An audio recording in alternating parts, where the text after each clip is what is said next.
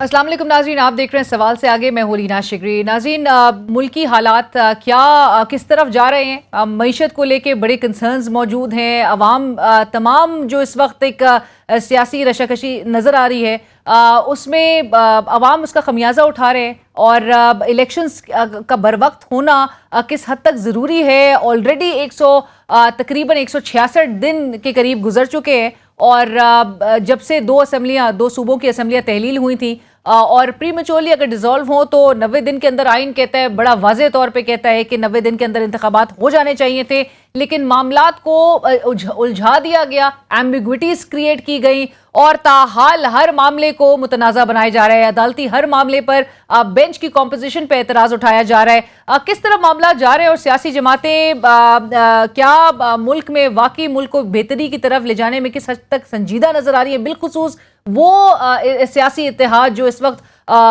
हुकूमत में है, जो इस वक्त इक़्तिदार संभाले हुए है और अवाम को जो रिलीफ की अश्योरेंसेस करके हुकूमत में आए थे। इस हवाले से हम गुफ्तगू करेंगे। आई एम वेरी ऑनर्ड हमें ज्वाइन करें अमीर जमात इस्लामी जनाब सिराजुल हक साहब। सिराज साहब अस्सलाम वालेकुम, बहुत शुक्रिया सर हमें ज्वाइन करने के लिए। सिराज साहब, सबसे पहला सवाल तो आपके ही एक बयान से मुताल्लिक, आपने कहा कि सियासी जमातों पर इदारों और जो ख़ानदान हैं, ख़ानदानों का कंट्रोल जब ख़त्म होगा तभी जमहूरियत मजबूत होगी। सर, आपको लगता है इस वक्त सियासी जमातों पर इदारों का कंट्रोल है?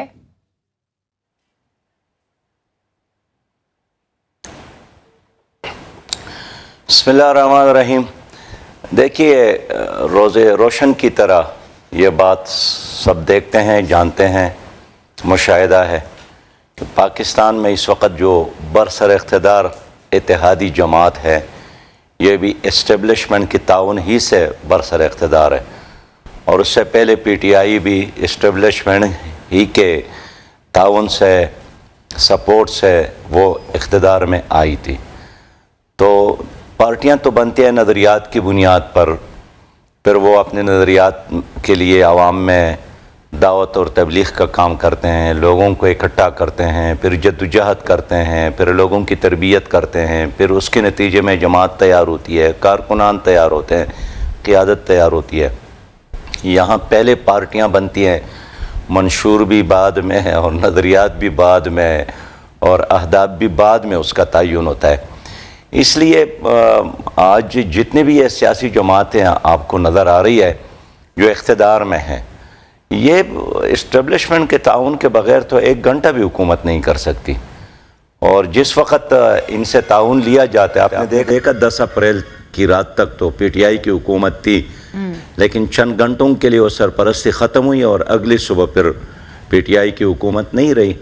अब ये जो 13 सियासी जमातों को इकट्ठा करके रखना ये कोई आसान काम तो नहीं है, लेकिन बहरहाल एक सरपरस्ती और एक छतरी तले सब इस वक्त मौजूद है। हम इसलिए चाहते हैं कि ख़ानदानों की सियासत अब नहीं होना चाहिए, सरमाए की सियासत नहीं होना चाहिए, किरदार और ख़िदमत की सियासत अब होनी चाहिए।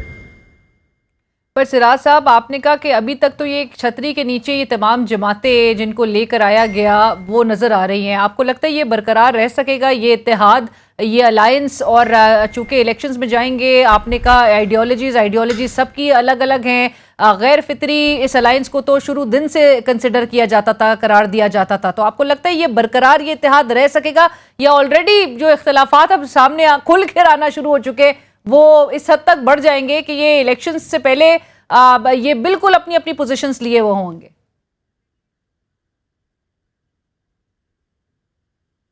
देखिए, ये तो मफादात की बुनियाद पर इकट्ठा किया गया है और अब देखेंगे कि इसका शिराज़ा बिखर जाएगा और ये पाकिस्तान की सियासत में आपको तारीख़ के कूड़ादान में मिलेंगे इनके नाम। लेकिन ज़ाहिर है एक दबाव के नतीजे में ये सब इकट्ठे हो गए थे और जैसे ही इलेक्शन का ऐलान होगा ये सब अपने अपनी तरफ जाएंगे, इसलिए कि फिर सब के मफादात इकट्ठे नहीं हैं, फिर हर पार्टी के अपने मफादात हैं, हल्के अपने हैं। तो ठीक है, इस वक्त कुछ एक दूसरे के साथ शेयर कर रहे हैं एडजस्टमेंट का, इत्तेहादों का, लेकिन मैं नहीं देखता हूँ कि इनका कारकुन इसके लिए तैयार है। इसलिए मुस्तक़बिल में PDM का कोई किरदार नहीं है। सिराज साहब, आपको मुस्तकबिल में पीडीएम का कोई किरदार नहीं नजर आ रहा, लेकिन पीडीएम में एक जमात नहीं है, वो है पाकिस्तान पीपल्स पार्टी, जिसने 2021 में अपने आप को अलहदा कर लिया था।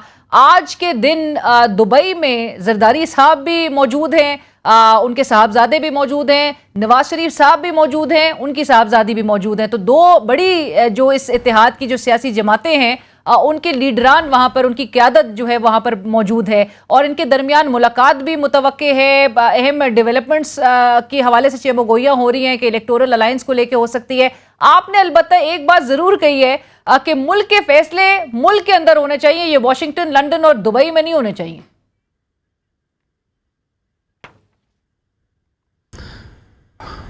सिस्टर, मैं अब भी यही कहता हूँ कि पाकिस्तान के फैसले पाकिस्तान में हो, और हमेशा अमेरिका में फ़ैसले होते हैं, दुबई में फ़ैसले होते हैं, लंदन में फ़ैसले होते हैं, वो पाकिस्तान के मफाद में नहीं होते, वो ज़ाती मफादात के लिए होते हैं और आवाम से परे रह कर फ़ैसले होते हैं। मैं कहना चाहता हूँ कि काश वो वक़्त भी आ जाए कि पीपल्स पार्टी, मुस्लिम लीग और पीटीआई ये बिल्कुल एक हो जाए, इसलिए कि गुज़श्ता 75 सालों से ये एक ही है, एक निज़ाम के फैसिलिटेटर है, एक छतरी के तले पले और बड़े हैं, इनका अहदाफ में कोई फ़र्क नहीं है। तो इसलिए अगर ये आइडियल सिचुएशन होगा कि जो स्टेटस को के फैसिलिटेटर और मौजूदा निज़ाम को अब तक चलाने वाले ये एक तरफ हो जाए, तो हम आम लोगों को एक और ऑप्शन मिलेगा।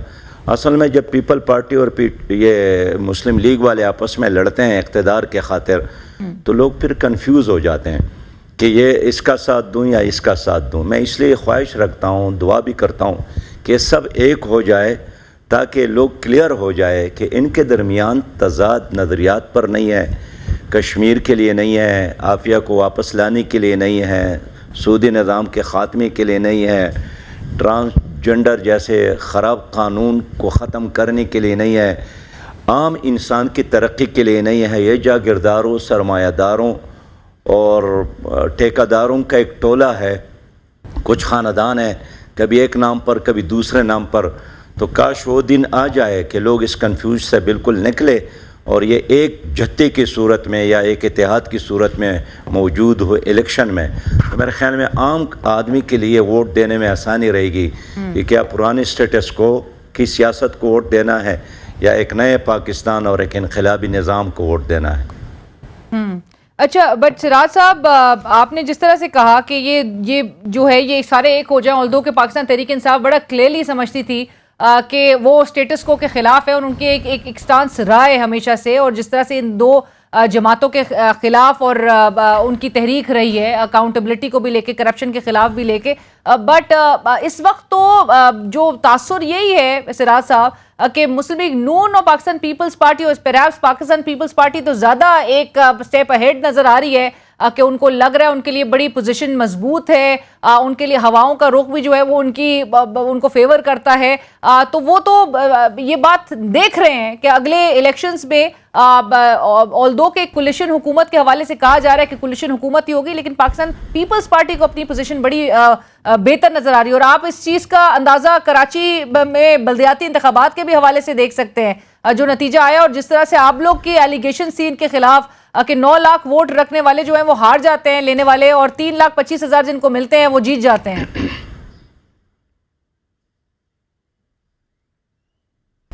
देखिए सिस्टर, अगर जमहूरियत इसी का नाम है कि 3,25,000 जीत जाते हैं और 9 लाख हार जाते हैं, तो फिर तो पीपल्स पार्टी और पीडीएम को जीतना चाहिए, अगर यही सियासत है।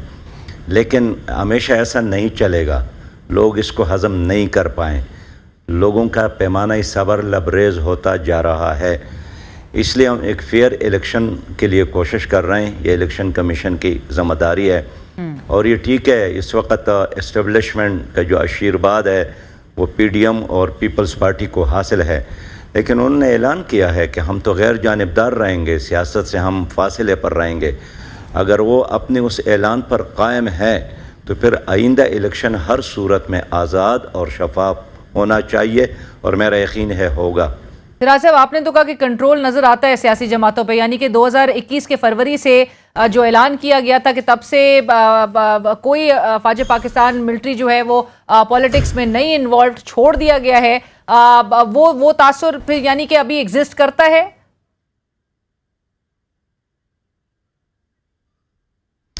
देखिए, मेरे ख्याल में पाकिस्तान के तारीख़ में पहली बार ISI की चीफ ने ख़ुद कौम के साथ वादा किया था कि हम सियासत से फासले पर रहेंगे। अगर आप आइन को पढ़े और जो जनरल साहिबान हल्फ उठाते हैं उसमें भी यही बात होती है कि सियासत से हमारा कोई वास्ता नहीं होगा। और माजी ने साबित किया कि सियासत में इन्वॉल्वमेंट की वजह से वो ख़ुद मुतनाज़ा बन जाते हैं, लोग उन पर तनकीद करते हैं, डिस्कस करते हैं। एक ज़माना था ना कि जब कोई वर्दी वाला नौजवान बाज़ार में नज़र आता था तो लोग वी का निशान बनाते थे, फतह और कामयाबी का, खुशियों के साथ उस पर पूल नचावर करते थे। लेकिन कभी पीपल्स पार्टी और कभी मुस्लिम लीग और कभी PTI का साथ दे दे कर अब वो मंज़र आपको कहीं भी नहीं मिलेगा। इसलिए कि सियासत में जो लोग इन्वॉल्व होते हैं फिर वो लोग डिस्कस करते हैं कि या ये मेरा साथ है या मेरा मुखालिफ है। इसलिए आपको याद होगा कि जब मैं सुप्रीम कोर्ट गया था तो चीफ जस्टिस साहब मौजूद थे, उनसे भी मैंने यही कहा था कि इलेक्शन कमिश्नर गैर जानिबदार हो, वफाकी ये जो हमारे सुप्रीम कोर्ट है ये गैर जानिबदार हो और इस्टेब्लिशमेंट गैर जानिबदार हो। ये जितना गैर जानिबदार रहेंगे उतना ही उसके वक़ार और इज़्ज़त में इजाफ़ा होगा। इसलिए मैं इखलास के साथ तीनों को ये मशवरा देता हूँ। और फिर इंसाफ की बात भी यह है कि इलेक्शन कमिश्नर को भी तनख्वाह कौम देती है, कोई एक पार्टी तो नहीं देती।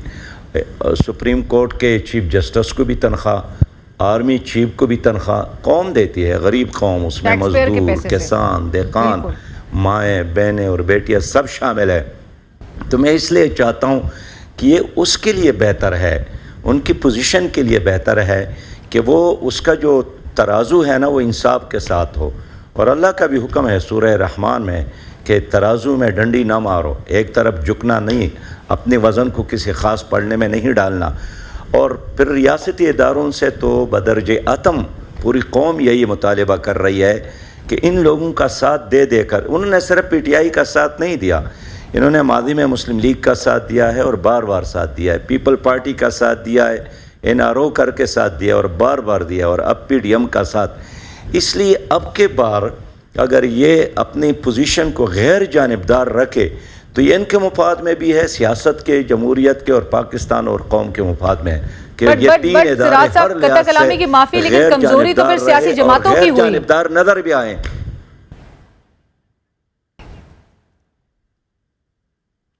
और क्या इन आज भी आप देखें कि PDM और सिस्टर PDM और PTI की लड़ाई इस पर नहीं है कि फौज गैर जानिबदार रहे, उनकी लड़ाई इस पर है।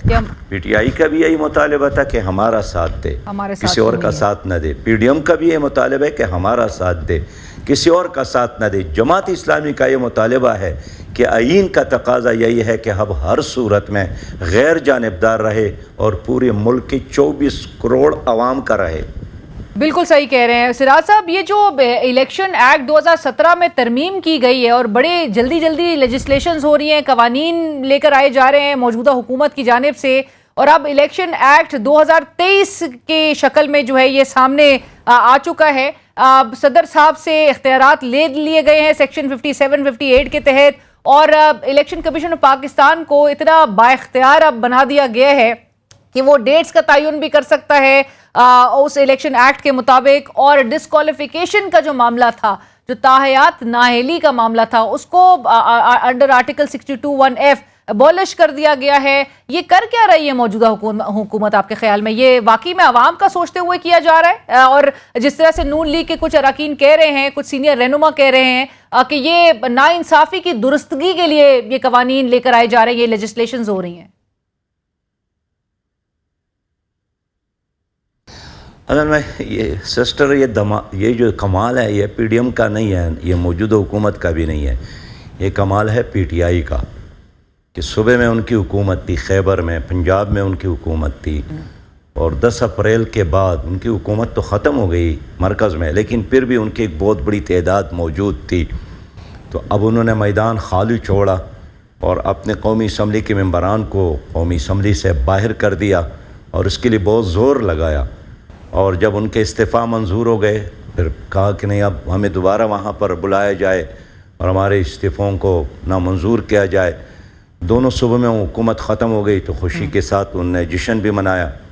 تو یہ جو آج یک طرفہ ٹریپک ہے یا ون ولنگ ہے جو حکومت کر رہی ہے، اس کے مواقع بھی پی ٹی آئی نے ان کو دی تھی. اور جہاں بھی اپوزیشن نہ ہو، جس طرح اس وقت قومی اسمبلی میں کوئی اپوزیشن نہیں ہے، تو وہ پھر جمہوری نظام نہیں ہوا. وہ ون وے ٹریفک ہے، آپ اس کو امریت کہتے ہیں، کہ جو آپ کے دل میں آ جائے، جو آپ کی خواہش ہو، جو آپ کا لفظ ہو، بس وہ قانون ہو اور نظام ہو. جہاں تک الیکشن کمیشن کی بات آپ نے کی ہے، تو جماعت اسلامی شروع سے یہ چاہتی ہے کہ الیکشن کمیشن انتظامی لحاظ سے بھی با اختیار ہو اور مالی لحاظ سے بھی با اختیار ہو. اس لیے کہ الیکشن کے لیے جب یہ دوسروں سے عملہ لیتے ہیں تو وہ عملہ کاغذوں میں تو الیکشن کمیشن کے تحت ہوتا ہے، لیکن حقیقت میں وہ اداروں کے تحت ہوتا ہے، یعنی صوبائی حکومتوں کے تحت ہوتا ہے یا وفاقی حکومتوں کے تحت ہوتا ہے. اور اس لیے ہم نے کراچی میں دیکھا کہ ان کا عملہ تو ان کا تھا، لیکن وہ صوبائی حکومت کے کہنے پر سب کچھ وہ عملہ کرتے رہے. تو ہم یہی چاہتے ہیں کہ الیکشن کمیشن جس طرح انڈیا میں اور بہت سارے جمہوری ممالک میں ہر لحاظ سے با اختیار بھی ہے، مالی لحاظ سے بھی اور انتظامی لحاظ سے بھی، تو میں اس چیز کے حق میں ہوں کہ یہاں بھی الیکشن کمیشن مالی اور انتظامی لحاظ سے مستحکم ہو، تکڑا ہو، با اختیار ہو. اور ناظرین اسی کے ساتھ ہی بڑھیں گے ایک بریک کی طرف. بریک کے بعد دوبارہ حاضر ہوتے ہیں. بریک کے بعد ایک بار پھر خوش آمدید. گفتگو کے سلسلے کو آگے بڑھاتے ہیں. سراج صاحب، آپ کو الیکشن کمیشن آف پاکستان کا رول غیر جانبدار دکھتا ہے اس پورے عرصے میں؟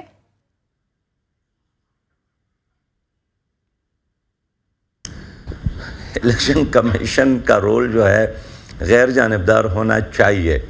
کتابوں میں اس کے بہت اچھے قواعد اور ضوابط موجود ہے، لیکن اس پر عمل نہیں کرتا.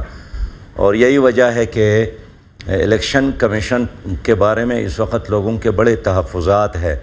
خصوصی طور پر کراچی کے الیکشن میں ہم نے جس طرح ان کو بکتا ہے اور دیکھا ہے، ہمیں بہت زیادہ اس پر افسوس کا اظہار ہوتا ہے کہ الیکشن سے قبل ہم نے ایک ایک چیز کے بارے میں الیکشن کمیشن کو آگاہ کیا تھا کہ لوگوں کو اٹھایا جا رہا ہے، لوگ نہیں آنے دیں گے ان لوگوں کو، اور خرید اور فروخت جاری ہے. اس کے علاوہ فارم 11 اور فارم 12 کاغذوں میں تو موجود تھا، لیکن حقائق کی دنیا میں وہ کہیں بھی 11 فارم پہ کچھ اور ہوتا تھا، وہی فارم 12 پہ کچھ اور ہوتا تھا. تو اس لیے الیکشن کمیشن کو اپنا اعتماد بحال کرنا ہوگا، ورنہ یہ الیکشن پھر الیکشن فار نتھنگ ہے، ایکسرسائز فار نتھنگ ہے.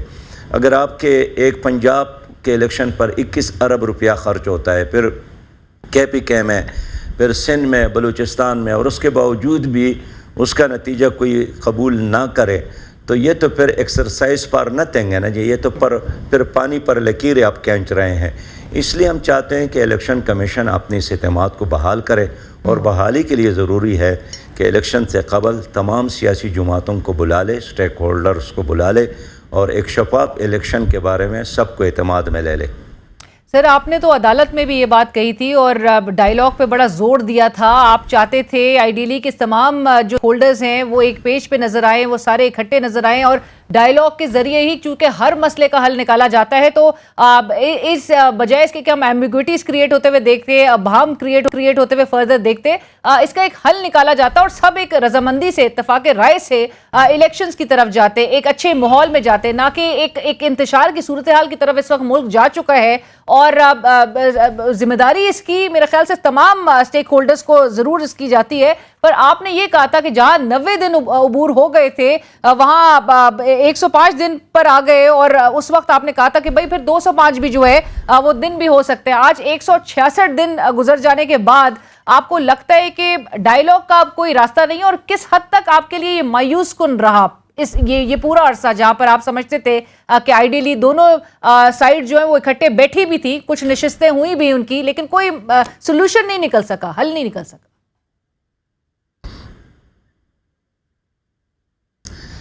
دیکھیے، اس وقت بھی میں نے یہی کہا تھا کہ الیکشن کمیشن نے جو تاریخ اعلان کیا تھا اس میں بھی انہوں نے سیاسی جماعتوں کو اعتماد میں نہیں لیا، اور سپریم کورٹ نے جو اعلان کیا تھا 14 مئی آپ کو یاد ہوگا، اس پر بھی سپریم کورٹ نے خود اعلان کیا تھا سیاسی جماعتوں کو اعتماد میں نہیں لیا، اور یہی وجہ ہے کہ نہ الیکشن کمیشن کے کہنے پہ اور نہ سپریم کورٹ کے فیصلے کے مطابق عمل ہوا۔ اس لیے یہ کسی ایک پارٹی کا کام نہیں ہے، یہ پوری قوم کے ساتھ وابستہ مسئلہ ہے۔ پہلی بات تو یہ ہے کہ سپریم کورٹ سے ہم نے یہی عرض کی نا کہ اگر ایک فرد کا مسئلہ ہو، کوئی فوجداری قانون، کوئی دیوانی مسئلہ ہو تو پھر تو ٹھیک ہے، آپ فیصلہ کریں، لیکن جس مسئلے کے ساتھ 24 کروڑ عوام کا تعلق ہے، پھر یک طرفہ طور پر اس پر اپنی مرضی کے مطابق کوئی ڈیسیجن کرنا یہ مناسب نہیں ہے۔ لیکن اس کے بعد کیا ہوا؟ اس کے بعد تو جناب زرداری صاحب نے خود بھی اعلان کیا کہ الیکشن اس وقت ہوں گے جب میں چاہوں گا۔ بلاول صاحب نے بھی کہا کہ جس طرح ہم نے کراچی کو جیتا ہے اسی طرح ہم پورے ملک کو جیتیں گے۔ تو یہ تو اس بات کی انڈیکیٹر ہے کہ یہاں جو ادارے ہیں، وہ عدالتیں ہوں، وہ نیب کا ادارہ ہو، وہ الیکشن کمیشن کا ادارہ ہو، یہ فرد افراد کے مفادات اور خاندانوں کے مفادات کی گرد گھومتی ہے۔ کوئی اصول، کوئی قانون، کوئی ضابطہ، کوئی آئین، کوئی روایات یہاں کوئی اہمیت نہیں رکھتا۔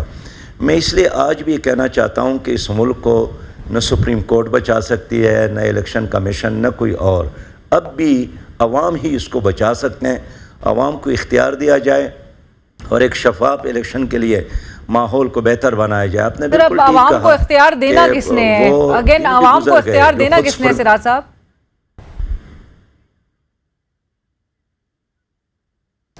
بہن، عوام کو اختیار دینا نہیں ہے، آلریڈی آئین نے اختیار دیا ہے، عوام کو اختیار دیتا ہے، پاکستان کا آئین اختیار دیتا ہے۔ سر یہ وہ آئین ہے جس کو فالو ہی نہیں کیا جا رہا۔ 90 دن آئین نے کہا کہ الیکشن ہو جانے چاہیے، لیکن 90 دن کے اندر انتخابات نہیں ہوئے، عدالتی احکامات کو نہیں مانا جا رہا، بلکہ اس نہج تک معاملات آ گئے کہ عدالت کے باہر ججز کو ٹارگٹ کیا جاتا ہے، پروپیگنڈا کیا جاتا ہے، ان کے نام لے کے، ان کی تصاویر نشر لگا کے ان کے خلاف جو ہے پروپیگنڈا، ان پہ الزامات اور بلیٹنٹلی ان پہ الزامات لگائے جا رہے ہیں۔ تو آپ کو لگتا ہے کہ آئین ضرور عوام کو ان کے تمام بنیادی حقوق سے لے کے وہ رائٹس دیتا ہے، لیکن وہ رائٹس جو ہے وہ ان تک پہنچنے نہیں دیا جا رہا ہے لیڈرشپ کی جانب سے؟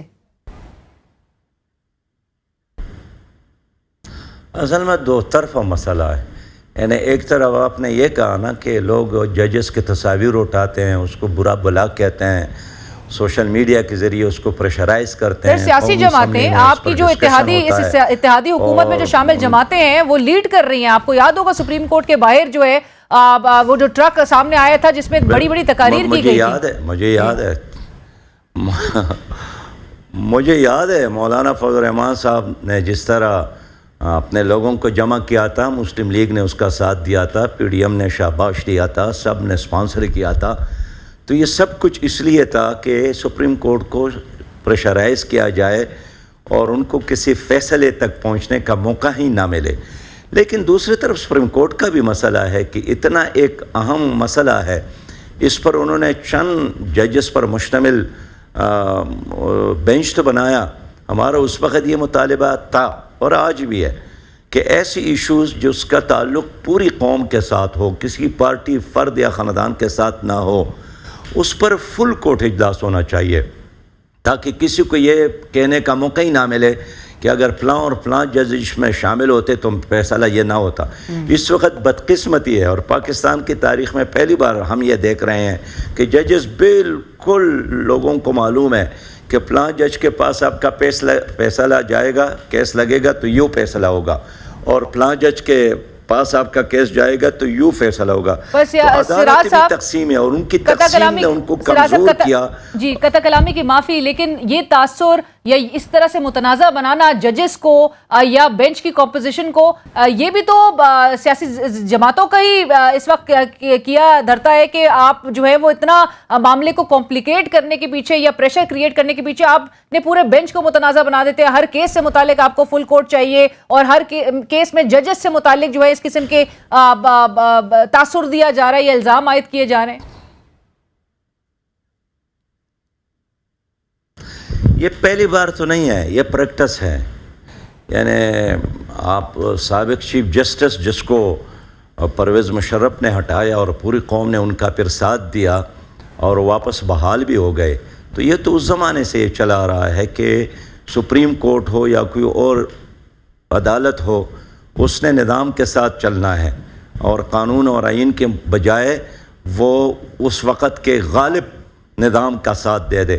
میں اس لیے ان تمام چیزوں کے بارے میں یہ کہنا چاہتا ہوں کہ یہ ادارے مضبوط بنانا یہ سیاسی حکومت کا کام ہے، لیکن سیاسی حکومت یہی چاہتی ہے کہ اسٹیبلشمنٹ بھی اس کے ہاتھ کی لاٹھی ہو اور عدلیہ بھی اس کے جیب کی گڑی ہو اور یہ تمام ادارے ان کے مرضی کے مطابق چلے. کاش ہماری سیاستدانوں کے اپنی کمزوریاں نہ ہوں، ان کے مالی کمزوریاں ہیں، ان کے اور بہت سارے کیسز ہوتے ہیں جس کے وجہ سے وہ چاہتے ہیں کہ ججز کو بھی لے لے، فلاں ادارے کو بھی لے لے، فلاں ادارے کو بھی لے لے. آئین کے ساتھ نہیں، وہ اپنی ذات کے ساتھ ہوتے ہیں. تو اگر یہاں ادارے کمزور ہے تو میں بالکل اعتراف کرتا ہوں کہ ان کا ذمہ دار کوئی اور نہیں ہے، ان کا ذمہ دار بھی یہی سیاسی لیڈر ہے جو حکومت میں رہیں. آج اگر میں گلہ کرتا ہوں اور میں حکومت میں رہا ہوں اور ایک نہیں کئی بار رہا ہوں کہ عدالت ٹھیک نہیں ہے، تو عدالت ٹھیک کرنا کس کا کام تھا؟ میرا ہی کام تھا. نیب ٹھیک نہیں ہے تو نیب کو ٹھیک کرنا میرا ہی کام تھا. اگر تعلیم نہیں ہے تعلیم اداروں میں تو یہ ٹھیک کرنا کس کا کام تھا؟ ایک حکمران کی حیثیت سے میرا یہ کام تھا. لیکن آپ دیکھیں، آج آپ عمران خان کو سنیں یا شہباز شریف صاحب کو سنیں یا زرداری صاحب کو سنیں، ان کی جو تقریریں ہیں، بیانیہ ہیں، یہ کارکردگی بیس نہیں ہے، یہ ایک دوسرے پر الزامات کی بنیاد پر ہے. اس لیے کہ کارکردگی تو ہے نہیں، ورنہ کیوں آپ کے 3 کروڑ بچے تعلیمی اداروں سے باہر ہیں؟ کیوں آپ کے 85% لوگ گندا پانی پینے پر مجبور ہے؟ کیوں 8 کروڑ لوگ غربت کے لکیر سے نیچے زندگی گزارنے پر مجبور ہے؟ کیوں آپ کی کرنسی جنوبی ایشیا کی کمزور ترین کرنسی ہے؟ کیوں آپ کے عدالتی نظام 128ویں نمبر پر ہے؟ کون ذمہ دار ہے؟ جنات پر الزام لگا لے. اور اولدو کے سراج صاحب 3 بار ان کو موقع ملا ہے ملک میں حکمرانی کرنے کا، 3 بار ان کو موقع مل چکا ہے ملک میں حکمرانی کرنے کا، لیکن باوجود اس کے اتنے 75-76 سالوں میں عوام اسی طرح سے زندگی گزارنے پر مجبور ہے. عوام کی سٹینڈرڈ آف لیونگ میں بہتری نہیں نظر آ رہی، کوالٹی نہیں ان کی لائف نظر آ رہی جتنا میرے خیال سے ہمارے حکمران. اور آج بھی مطلب المیہ یہی ہے کہ کابینہ کے آپ سائز دیکھ لیجئے، تمام کو کس طرح سے اکوموڈیٹ کیا جاتا ہے. اسپیشل فلائٹس جو ہے وہ پارلیمنٹیرینز کو ترجیح دیتے ہوئے، ٹیکس سب کچھ اور ٹیکس پیئر کے پیسے پہ. بٹ سراج صاحب، میں ایک اور اہم معاملے کی طرف آپ کے کامنٹ ضرور چاہوں گی. سر، یہ جو سپریم کورٹ میں سماعت جاری نظر آئی اور اب عید کے بعد جو ہے اس کو دوبارہ سے یہ پروسیڈ کرے گا معاملہ، فوجی عدالتوں میں سویلینز کے ٹرائل کے خلاف جو درخواستیں سماعت کے لیے سپریم کورٹ میں گئیں اور جو سوالات ریز ہو رہے ہیں، ایک تاثر دیتے ہیں اٹارنی جنرل صاحب کی جانب سے، یہ بلکہ سٹیٹمنٹ سامنے آتی ہے کہ ٹرائل جو ہے فوجی عدالتوں میں سویلینز کا ابھی تک شروع نہیں ہوا، جبکہ D G I S P R کہتے ہیں اپنی پریس کانفرنس میں کہ ٹرائل جو ہے وہ شروع ہو چکا ہے. ملٹری افسران کو، لیفٹنٹ جنرل کے رینک کے افسر کو ڈسمس کر دیا گیا، عہدے سے ہٹا فارغ کر دیا گیا اور دیگر کے خلاف تادیبی کارروائی جو ہے وہ کی گئی ہے.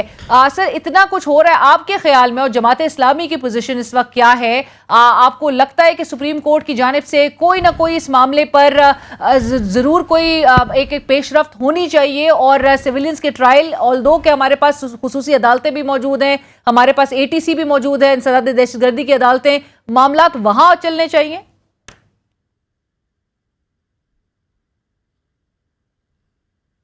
دیکھیے بہن، رات آپ نے بھی پریس کانفرنس سنی ہے جس کا تذکر آپ نے کیا ایس پی آر کا، کہ انہوں نے احتساب کا آغاز اپنے ادارے کے ساتھ کیا ہے. اچھی بات ہے اور اس سے قوم کو ایک میسیج ملا ہے کہ بہت سیریس مسئلہ ہے، اور اگر وہ اپنے لوگوں سے احتساب کا آغاز نہ کرتے تو لوگ اس کو ایک یک طرفہ انتقام کی طور پر لیتے.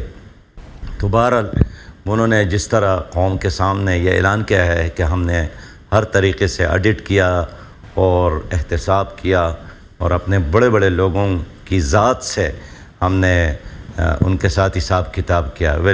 دوسری طرف وہ سیاسی پارٹی کے ورکر ہے، ان کے بارے میں بھی انہوں نے لسٹ بنایا ہے لیکن اس کے درمیان ایک اور طبقہ ہے جس کو اب تک کسی نے چھیڑا نہیں ہے، وہ پنجاب اور سندھ اور کے پی کے میں یہ موجود نگران حکومتیں ہیں۔ ظاہر ہے اس وقت پنجاب میں حکومت تو ہے، نگران حکومت وہ کیا کر رہی تھی؟ وزارت داخلہ موجود ہے، ان کی پولیس موجود ہے، وزیر اعلیٰ موجود ہے۔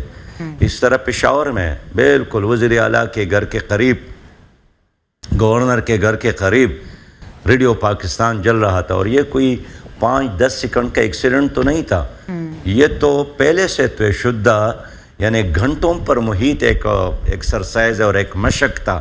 لیکن ہماری یہ نگران حکومتیں کیا کرتی تھی؟ دیکھتے رہی، اور جبکہ تماشا پتہ کرتے تھا رہی، سر کہ 6 ماہ پہلے سے اس کی پلاننگ ہو رہی ہے۔ کام تھا یا رونا ان کا کام تھا۔ اب تو یہی لوگ کہتے ہیں نا کہ یہ تو ایک، جس طرح رات ایس پی آر نے کہا کہ یہ تو پہلے سے ایک طے شدہ منصوبہ تھا، تو اگر طے شدہ منصوبہ تھا تو ایسا تو نہیں تھا کہ وزیر اعلیٰ بے خبر تھا، گورنر بے خبر تھا۔ تو اگر ایک طرف فوج کے لوگوں کو سزا ہوئی ہے اور اس میں خاصے بڑے اہم لوگ شامل ہیں، اور پہلی بار اتنے بڑے پیمانے پر وہاں خود احتسابی کا ایک ایکسرسائز ہم دیکھ رہے ہیں، تو نگران حکومتوں نے کیا کیا؟ کیا ان کا کام نگرانی تھا، تماشا کرنا تھا؟ انہوں نے تو کوئی سٹیٹمنٹ بھی نہیں دیا کہ یہ کیا ہوا سر، اور یہ جو کیا آئی نہیں جی ہوا۔ پنجاب اس لیے میں آ کے سمجھتا ہوں کہ 12 پریس آڈٹ ان کا بھی ہونا چاہیے۔ قطع کلامی کی معافی سر، یہ جو آئی جی پنجاب 12 انہوں نے پریس کانفرنسز کی، اور پریس کانفرنسز میں یہی تاثر دیا جاتا تھا کہ عوام کے اوپر یا اس موب کو جب سوال، کیونکہ شروع دن سے یہی ریز ہو رہا تھا کہ کیوں نہیں روکا گیا، کیوں مظاہرین کو ان اہم تنصیبات کی جانب بڑھنے کا موقع دیا گیا، تو اس پر ہمیشہ یہ بات کہی گئی کہ ہم طاقت کا استعمال اپنے لوگوں پر نہیں کرنا چاہتے تھے، ان مظاہرین کو ہم طاقت سے نہیں روکنا چاہتے تھے، اس لیے ایک ریسٹرینٹ کا مظاہرہ کیا گیا اور بڑا اسٹرانگلی اس بات کو بتایا جاتا تھا۔ سر، جو D G I S P R نے اپنی پریس کانفرنس میں کہا کہ ریسٹرینٹ کا مظاہرہ کیا، لیکن اگر وہ اپنے افسران کو ان کو عہدے سے فارغ کر رہے ہیں، ان کے خلاف تعدیبی ایکشن کر رہے ہیں صرف اس بات پہ کہ ایک سیکیورٹی فیلئر البتہ ضرور نظر آیا، تو آپ کو لگتا ہے کہ یہاں نگراں حکومت میں یا جو اس وقت جو ایڈمنسٹریشن کا جو ہے وہ نظام سنبھالے ہوئے ہیں، ادھر سے بھی ڈسمس ہونا چاہیے، عہدوں سے فارغ کرنا چاہیے، ان کے خلاف بھی ایکشن ہونا ضروری ہے؟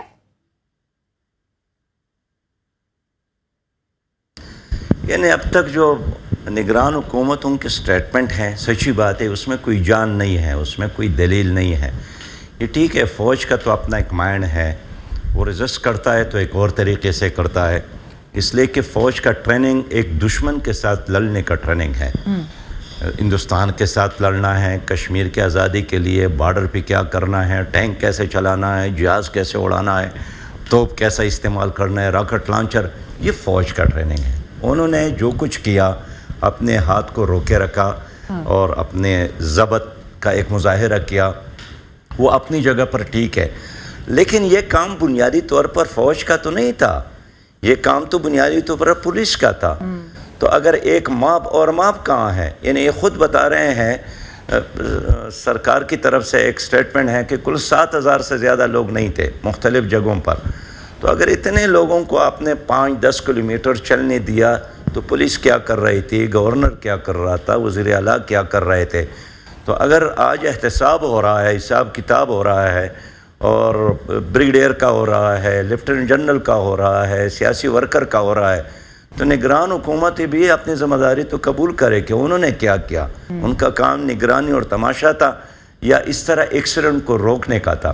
ہم اسکول اور کالج کے زمانے سے ایجوکیٹر ہے، ہمیشہ جلوس نکالتے ہیں، پولیس کو ہم جانتے ہیں کس طرح جلوس کو ڈسپرس کرتے ہیں، تقسیم کرتے ہیں، قدم قدم پر روڑے، پھر آخر میں آنسو گیس، اور اب تو آنسو گیس سے بھی زیادہ زبردست چیزیں ان کے ساتھ ہے۔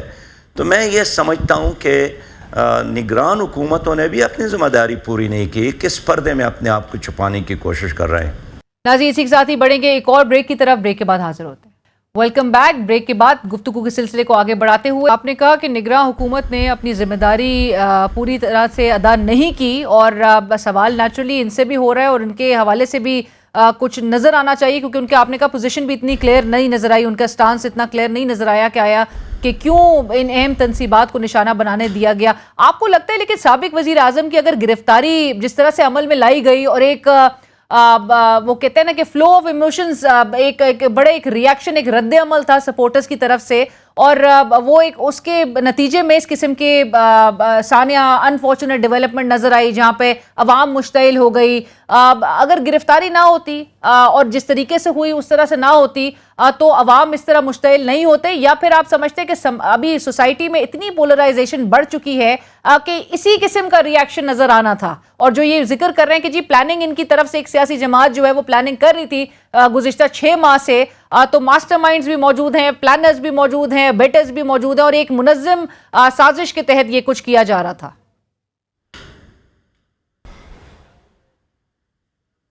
دیکھیں، ایک پولیٹیکل لیڈر کے لیے گرفتاری کیا بات ہے؟ کون سا ایسا لیڈر ہے جو گرفتار نہ ہوا ہو اور جس نے قید میں کچھ وقت نہ گزارا ہو؟ ایک پولیٹیکل ورکر کے لیے تو جیل بذات خود تربیت کا ایک ذریعہ ہے. وہاں سوچنے کا موقع ملتا ہے، وہاں پڑھنے کا موقع ملتا ہے، وہاں اپنی ذات کو منظم کرنے کا موقع ملتا ہے.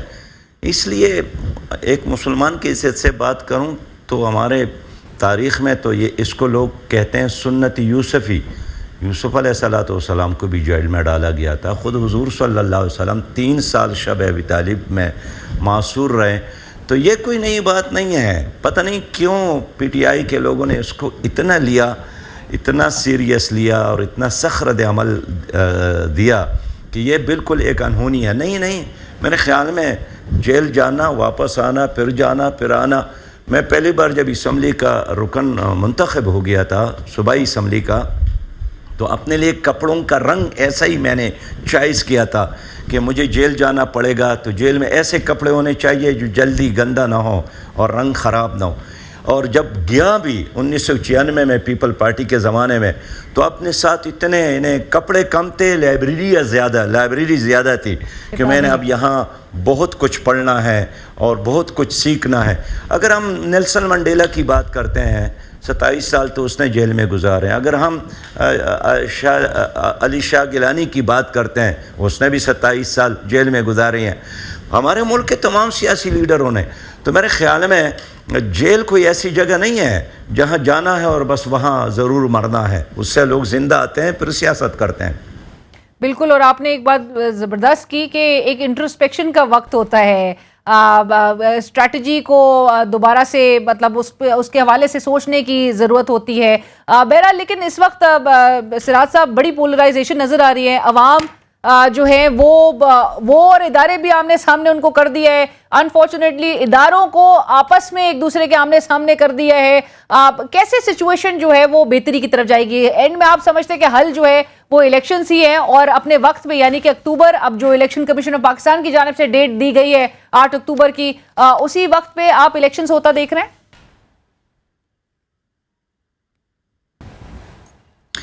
دیکھیں سسٹر، میں پھر کہوں گا 2023 میں اگر الیکشن نہیں ہوا تو پھر یہ بھی آپ کو 10 سال الیکشن کا لفظ تو آپ جانتے تو ہوں گے، لیکن یہ پھر نہیں ملے گا. میں نے پہلے کہا ہے پھر یہ سیاسی لیڈر بلدیاتی الیکشن لڑیں گے. اس لیے 2023 میں الیکشن ہونا چاہیے اور عوام کو اختیار دینا چاہیے. ٹھیک ہے، کچھ لوگ اب بھی سوچ رہے ہیں کہ کیوں نہ قومی اسمبلی میں کوئی ترمیم لائیں اور موجودہ حکومت کے عمر میں دورانیہ میں اضافہ کر لے. لیکن سراج صاحب آپ نے کہا اگر 2023 میں الیکشن نہیں ہوگا اور 10 سال کا آپ حوالہ دے رہے ہیں، ایمرجنسی پلس ایمرجنسی، کہیں نظام لپیٹنے کا تو خطرہ نہیں ہے؟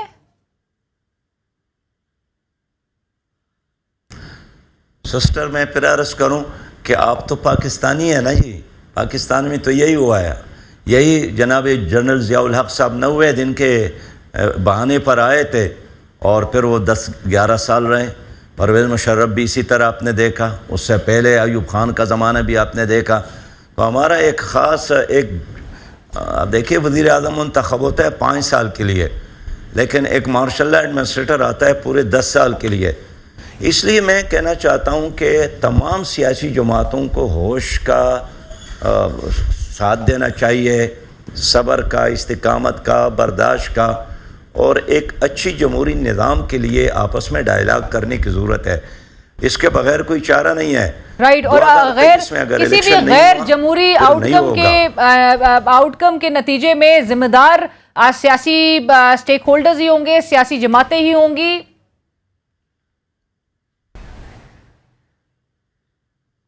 دیکھیں ماضی میں بھی جو کچھ ہوا ہے, دیکھیں 77 میں پیپلز پارٹی اور پاکستان قوم اتحاد کی لڑائیوں کی وجہ سے ضیاء الحق کو ملا, پھر 90 کے عشرے میں پیپلز پارٹی اور مسلم لیگ کی لڑائیوں کی وجہ سے پرویز مشرف صاحب کو موقع ملا, اور اب بھی اگر موجودہ برسر اقتدار ٹولے نے ہوش کے ساتھ صحیح فیصلے نہیں کیے اور اپنی خواہشات کا اور اپنی مفادات کی قربانی نہیں دی, پھر یہی ہوگا. اس لیے ہم چاہتے ہیں کہ الیکشن ہو اور شفاف الیکشنز ہوں اور شفاف الیکشنز ہوں, اور یہی ملکی مسائل سے بالنے کا واحد راستہ ہے. تھینک یو سو مچ, بہت شکریہ آپ کا سراج الحق صاحب ہمیں جوائن کرنے کے لیے. امیر جماعت اسلامی جناب سراج الحق صاحب اس وقت ہمارے ساتھ پروگرام میں شریک تھے, جنہوں نے کہا کہ مفادات جو کہ سیاسی جماعتوں کا فوکس نظر آتا رہا ہے, اور یہ جو اس وقت پی ڈی ایم کے اتحاد میں بھی تمام سیاسی جماعتیں ہیں, یہ اس سے ہٹ کر اس وقت عوام کا سوچتے ہوئے شفاف الیکشنز اور بر وقت انتخابات ضروری ہیں تاکہ ملک کو مسائل سے باہر نکالا جا سکے, اور عوام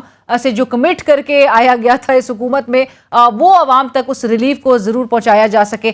پروگرام کی ٹیم علینا شکری کو اجازت دیجیے. اللہ حافظ.